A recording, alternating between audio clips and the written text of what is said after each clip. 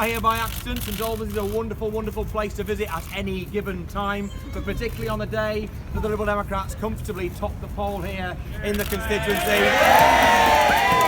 which bodes incredibly well for Daisy in 5 weeks' time that she could be our new Member of Parliament for St Albans. It's just worth pointing out this is one of many constituencies around the country where the Liberal Democrats top the poll, heading for victory to double our seats as things would appear at the moment on the general election on the 8th of June. Increasing our vote share by 7%, our best vote share in any election nationally for 7 years.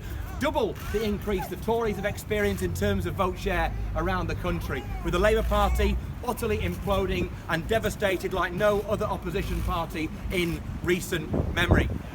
But there's another lesson to learn from last night, and that is apart from the Liberal Democrats' revival and success around the country, we still see Britain headed for a Conservative landslide.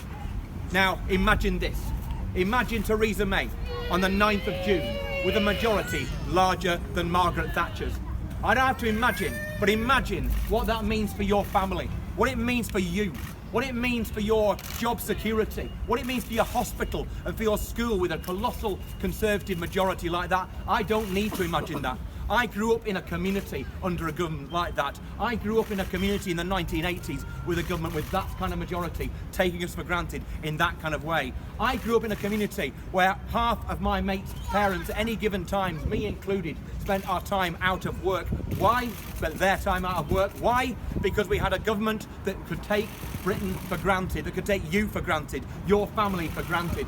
I want to lead a country that says that that is not acceptable. I am determined this next 5 weeks we will put an end to that coronation that Theresa May now expects. If you want to prevent the Conservatives taking you and your family, your school, your hospital for granted, then it is now only the Liberal Democrats who will stand up for you and give you hope. I want my children to grow up in a country where people are decent to one another. I can expect others and the state to be decent to them. I am determined that I will lead that kind of country here in St Albans and in countless other places around the country. We have shown that it is only the Liberal Democrats offering you the hope that Britain will not be led by a one-party state on the 9th of June. Do not let Theresa May take you for granted. Imagine a better Britain. Thank you.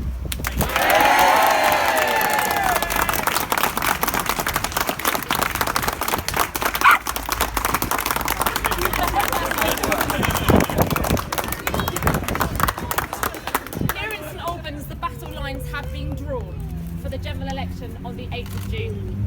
The local election results last night showed that the Green Party and UKIP have been pushed to the margins.